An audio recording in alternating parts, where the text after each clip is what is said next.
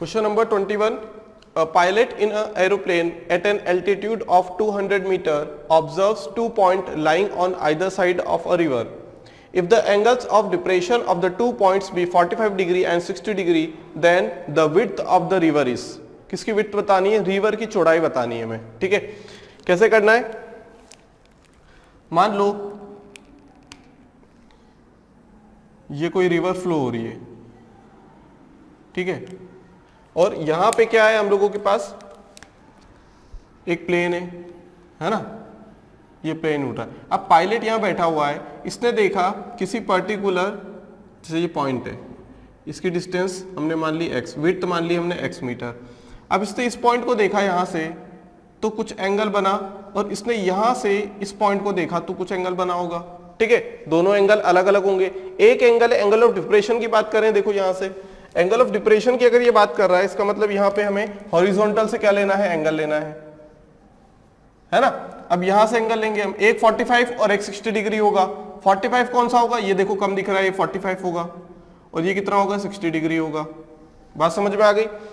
अब हमें क्या करना है, यहां से हमें निकालना है विड्थ. ठीक, या तो हम लोग यहीं पे ट्रायंगल बना ले, या फिर क्या करें, एंगल ऑफ डिप्रेशन को एंगल ऑफ एलिवेशन बना के सिमिलर ट्रायंगल बना ले इस साइड. ठीक है, तो हमें पूछा गया है कि विड्थ ऑफ द रिवर क्या है. क्या पूछा गया है, विड्थ ऑफ द रिवर पूछी गई है. ठीक है, अब देखो यहां पे अगर हम ट्रायंगल बनाने की कोशिश करें, यहां से भी कर सकते हैं हम लोग solve.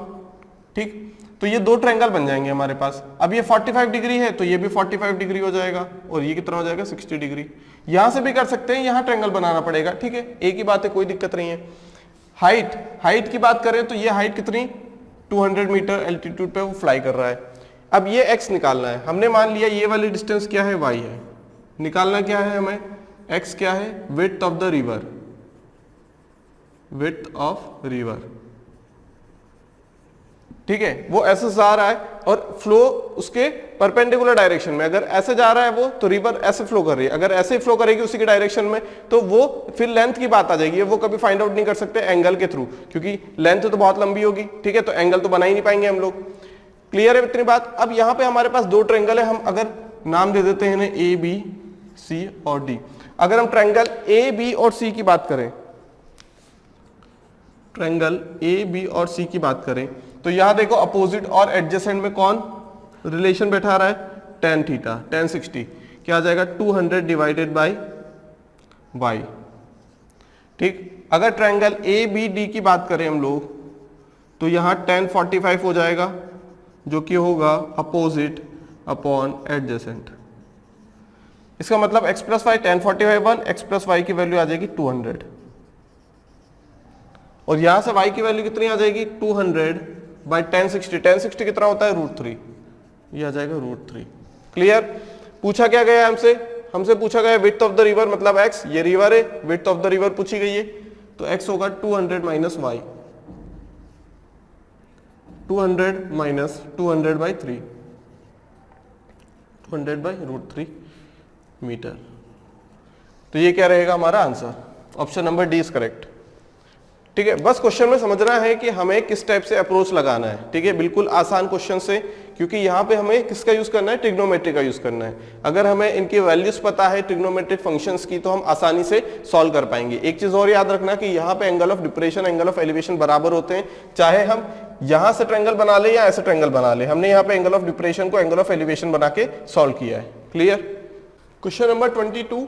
A clock tower stands at the crossing of two roads which point in the north, south and east, west. ठीक है, दो रोड एक दूसरे को क्रॉस करते हैं, जो कि क्या है, 90 डिग्री. अब हमें कैसे पता 90 डिग्री है, क्योंकि डायरेक्शन बताइए. जो एक रोड है वो जा रहा है नॉर्थ और साउथ की साइड, और एक जा रहा है ईस्ट से वेस्ट या वेस्ट से ईस्ट. एक ही बात है. ठीक है, इस डायरेक्शन में. इसका मतलब दोनों क्या है, परपेंडिकुलर है. अब परपेंडिकुलर है तो वहां पे जो स्क्वायर बनेगा, जो चारों रोड है उनके सेंटर पे जो पॉइंट रहेगा, कॉमन पॉइंट. अब वहां पे क्या होगा कि एक टावर खड़ा हुआ है. क्या है, एक टावर. अब बोला क्या गया है, direct P Q R and S R points on the road. P Q R S जो है पॉइंट्स है रोड पे. देखो ये इंक्लाइन बनाई, ये इंक्लाइन नहीं है, ये क्या है, 90 डिग्री पे है. 3D डायग्राम में यहाँ पे समझने के लिए. ठीक है, एक्चुअल में है क्या, ये है नॉर्थ, साउथ, ईस्ट, वेस्ट. यहां पे 4 पॉइंट है हम लोगों के पास। नॉर्थ वाली डायरेक्शन के लिए है P, E के लिए Q, R और ये S, ठीक है, ये साउथ डायरेक्शन है, ये S पॉइंट है। अब यहां पे एक टावर है, ठीक है, इस टाइप से टावर है, बाहर की साइड निकला हुआ, ऊपर की साइड। अब वो तो बना नहीं सकते, समझ में नहीं आएगा ऐसे डायग्राम में, 2D डायग्राम में, ठीक है, इसलिए इस डायग्राम को हमने क्या किया, थोड़ा सा मोड़ दिया, हमने अलग एंगल से देखा इसे। तो ये जो टावर यहाँ पे खड़ा हुआ है, ये यहाँ पे है सेंटर पॉइंट पे। हमें क्या पूछा गया है, PQ² डिवाइडेड बाई RS², इस वाली लेंथ का स्क्वायर प्लस इस वाली लेंथ का स्क्वायर।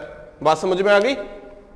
निकालना कैसे, हमें पता है ये परपेंडिकुलर है, अगर हम इसे O पॉइंट दे दें तो अगर हम ऐसा निकाल लें PO² प्लस OQ², ये बराबर होगा किसके, PQ² के बराबर, PQ² आ गया।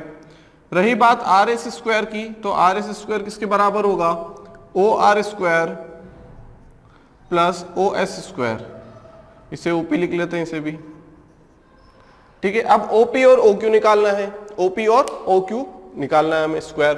अब OP क्या होगा, देखो यहां पे जब टावर है तो ये O पॉइंट है, एंगल अल्फा है, दिया हुआ है एंगल, देखो alpha, where the angles of the elevation of the top of the tower are respectively alpha, beta, gamma and delta. Alpha किससे, नॉर्थ वाले डायरेक्शन से, बीटा ईस्ट वाली, सिमिलरली साउथ से गामा, और वेस्ट से डेल्टा, ठीक। अब यहां पे देखो एक ट्रायंगल बन पा रहा है, ये 90 डिग्री है ना, टावर खड़ा है तो ये कितना डिग्री बनेगा, 90 डिग्री पे खड़ा है ना, ये वर्टिकल है। अब यहां से हमने देखा कि हमें ये वाली साइड निकालना है, अगर ये वाली साइड निकाल लेंगे तो पता हमारा काम हो जाएगा। अब टावर की हमने हाइट मान ली h, अब यहां दिखा नहीं सकते इसलिए हमने यहां दिखाया है, हाइट मान ली h। अब यहां पे हाइट है और OP चाहिए, हमें क्या चाहिए, OP। तो हम लोग देख पा रहे हैं यहां से कि अगर हम tan थीटा लगा दें तो परपेंडिकुलर अपॉन बेस आ जाएगा। tan थीटा का लगा दें, tan अल्फा लगा दिया है ना, तो अपोजिट अपॉन OP आ जाएगा। सिमिलरली यहां पे अगर हम लगा दे वही चीज तो tan बीटा आ जाएगा हमारे पास, हाइट तो सेम रहेगी, यहां से हाइट डिवाइडेड बाय बेस मतलब OB, सॉरी ये बीटा तो एंगल है, ये क्या है, OQ।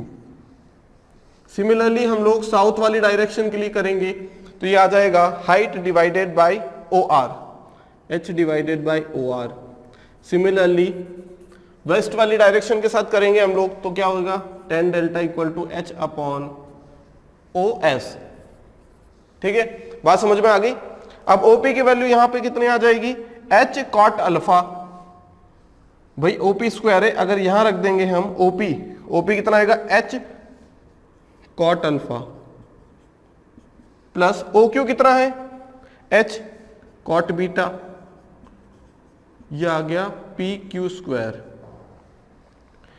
अब OR² की बात करें तो OR कितना है, h cot गामा, ठीक है, ये क्या है, स्क्वायर है ये, ठीक है, ये सारे क्या है, स्क्वायर में है, ठीक। प्लस OS की बात करें, OS² h² cot delta square, ये आ जाएगा RS का स्क्वायर। अब इनका रेशियो ले लेंगे हम लोग, क्या ले लेंगे, इनका रेशियो ले लेंगे। अब रेशियो ले लेंगे हम लोग तो यहां पे हो क्या जाएगा, एक्चुअल में h² से h² कैंसिल हो जाएगा, बचेगा कितना, बचेगा हम लोगों के पास PQ का स्क्वायर डिवाइडेड बाय RS का square equal to cot alpha, cot² alpha plus cot² beta divided by cot² gamma plus cot² del. तो ये क्या रहेगा हमारा आंसर। अगर tan के टर्म में पूछेगा तो हम लोग क्या कर देंगे, इसे tan में कन्वर्ट कर लेंगे, h² कैंसिल, क्योंकि यहाँ पे जो हमारा आंसर निकल के आता है, हमेशा बात ध्यान रखना कि जो जो पैरामीटर गिवन है उसी में हमें आंसर लेके आना है। यहाँ पे हाइट गिवन नहीं थी टावर की, हमने एज्यूम की थी, तो यहाँ पे देखो आंसर जो हमारा फाइनल सॉल्यूशन निकल के आया, आंसर निकल के आया, उसमें h का कहीं भी रोल नहीं है, h कहीं भी नहीं है यहाँ पे। क्यों नहीं है, क्योंकि h एक ऐसा पैरामीटर है जो हमें गिवन नहीं था। तो जो वेरिएबल्स की टर्म में हमारे आंसर आते हैं उनमें हमें जो चीज हम लोग सपोज करते हैं उसे कैंसल आउट करना होता है, वो उसमें नहीं आनी चाहिए, ठीक है। वो चीज क्या है हमारे लिए, हमें पता ही नहीं है वो चीज, सिर्फ हम लोग क्या कर रहे हैं, उसका यूज कर रहे हैं क्वेश्चन को सॉल्व करने में, ठीक है। नहीं तो अगर हम फॉर्मूला लगाते तो यहाँ पे क्या लिखते, क्वेश्चन मार्क, यहाँ पे क्या लिखते, क्वेश्चन मार्क, इससे अच्छा हमने एच लिख दिया, ठीक है। बात समझ में आ गई। तो जो चीज दी रहती है, जो डाटा हमें क्वेश्चन में गिवन रहता है, उसी की टर्म्स में हमें आंसर निकाल के लेके आना होता है, ठीक है। तो यहाँ पे अगर कोई और टर्म आ रही होती, मान लो यहाँ पे ऐसा अननोन आता जो कि यहाँ पे गिवन नहीं है, तो उसे हमें गिवन क्वांटिटी में कन्वर्ट करना पड़ता, तब जाके हमारा आंसर निकल के आता। Question number 23, from 2 points lying on same horizontal line the angle of elevation of top of the pillar are theta and phi, where phi is greater than theta. If the height of the pillar is h meter and the 2 points lies on the same side of the pillar, then the distance between the 2 point is, ठीक है। देखो question में बोला गया है हमारे पास एक pillar है, ठीक है। अब क्या हो रहा है, हमारे पास 2 पॉइंट है, ठीक है। एक हमने मान लिया P और एक मान लिया हमने Q, ठीक है। और एंगल बन रहे हैं यहां से, अब एंगल बन रहे हैं, ठीक है। सेम साइड है, ये तो हमें पता है कि जो 2 पॉइंट है वो पिलर के सेम साइड है, ठीक। तो यहां से एंगल ऑफ एलिवेशन की बात करें हम लोग, ठीक है। अब यहां पे एक एंगल क्या होगा, फाई होगा, एक थीटा होगा। अब कैसे पता लगाएं थीटा कौन सा, फाई कौन सा है? जो एंगल हमें ज्यादा दिख रहा है वो कौन सा है, फाई है, कंडीशन के हिसाब से। ज्यादा एंगल कौन सा दिख रहा है, पास वाला एंगल ज्यादा होता है, और ये हो गया थीटा।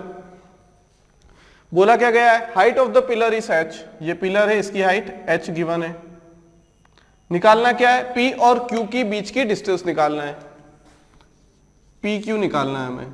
तो हमने मान लिया कि P से Q तक की डिस्टेंस क्या है, x है, x मीटर है, और इसे हमने मान लिया y मीटर। क्वेश्चन करते आए लेकिन हम लोगों को यहाँ पे कोई भी एग्जैक्ट डाटा नहीं गिवन है, यहाँ पे सारे वेरिएबल्स हैं, ठीक है। कैसे करना है, देखो करेंगे क्या हम लोग, यहाँ पे हम लोगों ने देखा यहां से अगर नामकरण कर दें इसका, है ना, नाम लिख दें, तो हम लोग देख सकते हैं यहां से 2 ट्रायंगल बनेंगे ए बी और सी, है ना। ट्रायंगल ए बी और सी कितना हो जाएगा, एबीसी में tan थीटा tan फाई लगाना पड़ेगा हमें, equal to h upon y. अगर ट्रायंगल ए बी और डी की बात करें तो यहां भी tan थीटा लगा देंगे हम लोग, tan theta opposite h upon x plus y. क्या निकालना है, x निकालना है, y को एलिमिनेट करना पड़ेगा क्योंकि ये हमने अपनी तरफ से अज्यूम किया है, ठीक है। x की वैल्यू तो हमें निकालना है, ठीक। तो यहां से देखा जाए अगर, तो हम लोग क्या करें, यहां से y की वैल्यू रख देते हैं, ठीक है। x ये हो जाएगा tan theta plus y tan theta equal to h, ठीक। अब यहां से x tan theta, x value निकालनी है, tan थीटा नोन है, ठीक है। थीटा अगर नोन है तो y की value h upon tan phi, और ये हो जाएगा tan theta is equal to h। Clear है इतनी बात भाई। y की जगह हमने क्या रख दिया, h अपॉन tan फाई रख दिया। अब यहां से निकालना क्या है हमें, डिस्टेंस बिटवीन द 2 पॉइंट, मतलब x की वैल्यू निकालना है। x की वैल्यू निकालने के लिए हम लोग यहां से क्या कर सकते हैं, इसे यहां पे लेके चले जाएं RHS में, तो ये हो जाएगा x tan theta equal to h common, h common ले लेंगे, tan phi minus tan theta हो जाएगा ये, है ना, LCM लेके डिवाइडेड बाय tan फाई, यही होगा, है ना भाई। x tan theta equal to इस साइड लेके चले गए तो tan phi minus tan theta divided by tan phi, तो x की वैल्यू कितनी आ जाएगी, यहां से x की वैल्यू आ जाएगी h tan phi minus tan theta divided by tan phi tan theta. Clear है यहां से, इतनी बात क्लियर है। अब क्या करें, लेकिन यहां से हम देख पा रहे हैं कि ये चीज तो उल्टी है, तो हमें लगेगा नहीं हमने कुछ गलत किया होगा, हम टिक लगा देंगे, लेकिन यहां से आंसर नहीं निकल के आएगा। हमें क्या करना पड़ेगा, यहाँ पे इसे ब्रेक करना पड़ेगा, तो ये आ जाएगा 1 अपॉन tan थीटा, ठीक है। और इसे tan थीटा के अपॉन में भी ये लिख सकते हैं, तो ये आ जाएगा 1 अपॉन tan फाई। क्या लिख सकते हैं, h इक्वल टू ये हो जाएगा cot theta minus cot phi. Confuse करने के लिए ऑप्शन दिया हुआ है इस टाइप से, तो x is equal to h cot theta minus cot phi, option number C. हमने क्वेश्चंस तो किए थे लेकिन वहां पे हमें मीटर्स में हाइट दी गई थी 10 मीटर 20 मीटर, एंगल्स गिवन थे, लेकिन यहाँ पे सिर्फ कंडीशंस गिवन है, कंडीशन के अकॉर्डिंग हमने क्वेश्चंस को सॉल्व किया। अब ऐसा फॉर्मूला अगर याद करना चाहें तो भी हम याद कर सकते हैं, लेकिन कहां तक फॉर्मूले याद करें, हर बार कोई अलग अलग चीज आ जाएगी तो क्या करेंगे, मान लेते हैं यहां से दिया हुआ है, अब यहां पे कोई फ्लैग होस्ट कर दिया तो यहां से फिर हमसे एंगल बोल दिया जाएगा, तो चीजें बहुत सारी हैं, तो फॉर्मूला याद करने से कोई मतलब नहीं है, कॉन्सेप्ट क्लियर रखेंगे हम लोग। क्लियर है? Question number 24, if the angle of elevation of top of the tower from 3 collinear मतलब एक ही लाइन में जो पॉइंट लाई करेंगे, A, B and C on a line leading to foot of tower are 30 degree, 45 degree and 60 degree respectively. Find out the ratio of AB ratio BC. ठीक है, एक tower बना लेते हैं हम लोग, मान लो ये क्या हम लोगों के पास कोई टावर है, ठीक है। अब हो क्या रहा है, एक ही साइड लाई कर रहे हैं, एक पॉइंट यहां पे होगा, एक पॉइंट यहां पे होगा, एक पॉइंट यहां पे होगा, ठीक है।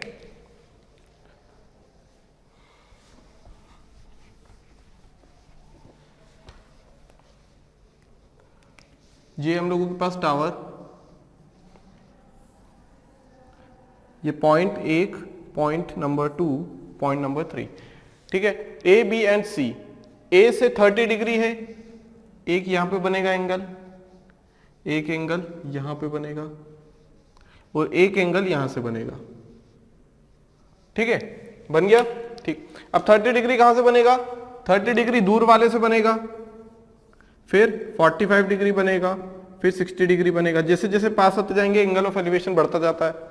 अब 30 डिग्री किसके करस्पॉन्डिंग है, देखो ए के करस्पॉन्डिंग है, रेस्पेक्टिवली लिखा है ना, तो ए के करस्पॉन्डिंग 30, तो ये हो गया ए, ये हो गया बी, ये हो गया सी। पूछा क्या गया हमसे, A B ratio B C, A B ratio B C हमें फाइंड आउट करने के लिए बोला गया है। मान लेते हैं इसकी हाइट कितनी है, एच, कितनी है इसकी हाइट, h मान लेते हैं, ठीक है। अब करना कैसे, देखो यहां पे है 1060, कितना है 1060, अगर ये h है, अगर ये हाइट h है तो ये हाइट कितनी हो जाएगी, यहां पे देखो ये वाली अगर डिस्टेंस निकालना चाहें हम लोग तो ये वाली डिस्टेंस कितनी निकलेगी, 1060 लगा देंगे तो अपोजिट अपॉन एडजेसेंट, तो एडजेसेंट निकालना है हमें, है ना भाई। यहां पे 1060 इक्वल टू h अपॉन, इसे डी मान लेते हैं तो ये आ जाएगा CD। अब CD कितना होगा, h अपॉन 1060 मतलब h अपॉन √3, तो ये वाली वैल्यू कितनी आ जाएगी, h अपॉन √3, ठीक है। अब ये 45 डिग्री है, हमें पता है कि tan थीटा 45 डिग्री पे कब होता है, 1 होता है ना, tan 45 1 होता है, मतलब जो ये BD होगी वही ये क्या होगी, OD होगी, मतलब जितनी हाइट ये है tan 45 पे, इसका मतलब कि ये वाली हाइट कितनी बची रह जाएगी भाई, पूरी कितनी हो गई, यहां से देखेंगे तो पूरी हो गई, ये h है तो ये भी h हो जाएगी क्योंकि tan थीटा 45 डिग्री है। इसमें से अगर BC निकालना है हमें, CD से कोई मतलब नहीं, BC निकालना है तो कितना आ जाएगा, h minus h by √3, h minus h by √3 आ जाएगा। क्लियर है बात, ठीक है। अब देखते हैं यहां पे, अब ये कितना है, tan 30 है, अपोजिट अपॉन AD, तो AD निकालेंगे तो कितना h, और tan 30 कितना हो जाता है हम लोगों के पास, 1 बाई √3, तो हो जाएगा h√3। अब यहां से कितना आ जाएगा, देखो ये वाली डिस्टेंस AB कितनी आ जाएगी, ये तो पूरी h है, h है ना, देखो इन दोनों को ऐड करो तो h आएगी, और ये भी पता है हमें कि tan 45 है तो ये भी h हो जाएगी, ये वाली डिस्टेंस h होगी, तो ये कितनी आ गई हमारे पास, h√3, तो ये वाली बचेगी h√3 माइनस h, तो तीनों हमने डिस्टेंस निकाल ली। अब पूछा क्या गया, A B ratio B C, A B कितना है यहां पे देखो, h कॉमन √3 माइनस 1, और बी सी कितना है, h कॉमन √3 एलसीएम ले लिया डिवाइडेड बाई √3, है ना, ये हो रहा है, ये कैंसिल हो जाएगा, कितना बचेगा √3 क्या रहेगा आंसर, बिल्कुल आसान है एकदम, ठीक है। बस डिस्टेंस निकालनी है, यहां करेंगे तो ये डिस्टेंस आ जाएगी 45 है, ये डिस्टेंस बराबर, ये निकालने के लिए पूरे में से मतलब h में से ये माइनस कर दो, पहले ये निकाल चुके हैं, फिर पूरा आ जाएगा, जब हम tan 30 लेंगे तो पूरा एंगल आ जाएगा, हमारे एंगल के लिए करस्पॉन्डिंग क्या आएगा, बेस आएगा। अब बेस में से B से D माइनस कर देंगे, हमें पता है h है, क्योंकि यहाँ 45 डिग्री है तो BD बराबर h हो जाएगा, तो इसमें से माइनस कर देंगे और रेशियो ले लेंगे तो हमारा आंसर निकल के आ जाएगा।